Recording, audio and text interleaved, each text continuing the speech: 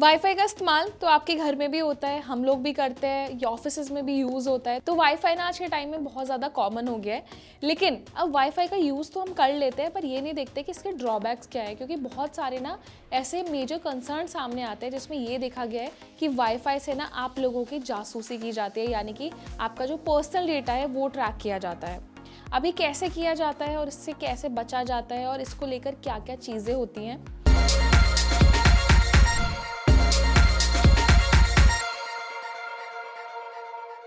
तो जब भी किसी भी वाईफाई से आप अपना मोबाइल या लैपटॉप कनेक्ट करते हैं तो ऐसे में आपका जो डेटा है उसको बहुत इजीली एक्सेस किया जा सकता है, क्योंकि वाईफाई राउटर्स जो होते हैं ना, इसमें बहुत अलग अलग देशों के ऑपरेटिंग सिस्टम का इस्तेमाल होता है।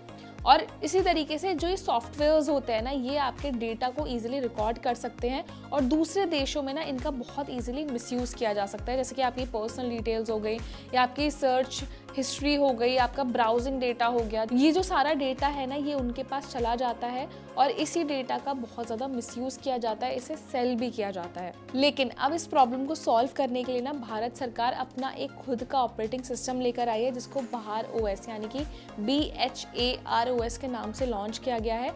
और इस ऑपरेटिंग सिस्टम का यानी कि सॉफ्टवेयर का इस्तेमाल ना अब जितने भी देसी राउटर्स हैं, मतलब जितने भी वाईफाईज आप यूज़ कर रहे हैं, मोबाइल आप यूज़ कर रहे हैं, उन सब में किया जाएगा। और धीरे धीरे सरकार ने ना इसका इस्तेमाल करना बहुत सारे डिवाइसेस में शुरू कर दिया है। और ये ना एक स्वदेशी मोबाइल ऑपरेटिंग सिस्टम है जिसे राउटर टेक्नोलॉजी में भी इस्तेमाल किया जा सकता है। तो उसमें देखिए कि अपना खुद का जो ऑपरेटिंग सिस्टम होगा, तो इससे हमारे दूसरे देशों में जो डेटा जाता है उसको बचाने में मदद मिलेगी। और इसमें ना ये भी माना जा रहा है कि इस स्वदेशी सिक्योरिटी ऑपरेटिंग सिस्टम से आपको एक मजबूत सिक्योरिटी सिस्टम भी मिलेगा। और बहार OS ना एक भारत सरकार का फंडेड प्रोजेक्ट है, जिसे फ्री और ओपन सोर्स ऑपरेटिंग सिस्टम के तहत डेवलप किया गया है। और इसे ना सरकारी और पब्लिक सिस्टम दोनों में इस्तेमाल किया जा सकता है, और इसे एक विदेशी ऑपरेटिंग सिस्टम का ना सब्स्टिट्यूट माना गया है, ताकि हमारी जो डिपेंडेंसी है वो दूसरे ऑपरेटिंग सिस्टम्स पर ना रहे। अब इसके सबसे बेस्ट पार्ट ये भी है कि इसे IIT मद्रास ने तैयार किया है और ये अभी डेवलपमेंट फेज में है। धीरे धीरे इसे सभी डिवाइसेस में रोल आउट किया जाएगा। तो रिपोर्ट में ये भी माना जा रहा है कि भारत ना अलग अलग तरह के कामकाज के लिए ऑपरेटिंग सिस्टम का इस्तेमाल कर रही है। जैसे कि वाईफाई के लिए अलग OS का सपोर्ट दिया जाएगा। इससे वाईफाई से जितनी भी ट्रैकिंग होती है, आपका डेटा जितना ट्रैक होता है ना, उस पर रोकथाम की जाएगी। और अभी ना मौजूदा वक्त में अगर कोई डिवाइस मैलवेयर अटैक का शिकार हो जाती है तो उससे पता लगाना बहुत मुश्किल होता है। तो ऐसे में अगर आपके पास एक सिक्योर इंफ्रास्ट्रक्चर होगा तो ये जितनी भी चीज़ें हैं, जितने भी स्कैम्स होता है ना, इनका पता लगाना बहुत आसान हो जाएगा। इसलिए केंद्र सरकार की ओर से ना ये स्वदेशी भारत OS का इस्तेमाल करने की जो वो अपील है वो की जा रही है, और सरकार खुद भी इसके इस्तेमाल पर बहुत ज़्यादा जोर दे रही है।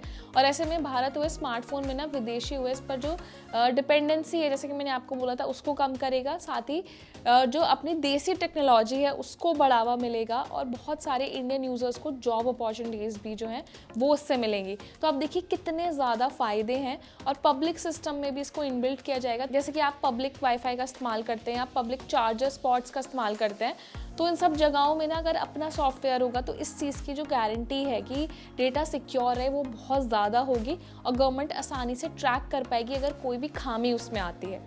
तो ऐसे में अगर आप भी अभी तक नहीं जानते थे इसके बारे में, या अपने आसपास के लोगों को इसके बारे में अवेयर करना चाहते थे, या बहार OS का आपने नाम सुना था लेकिन आप समझ नहीं पाए थे कि क्या है, तो ये वीडियो आपके बहुत ज़्यादा हेल्पफुल हो सकती है।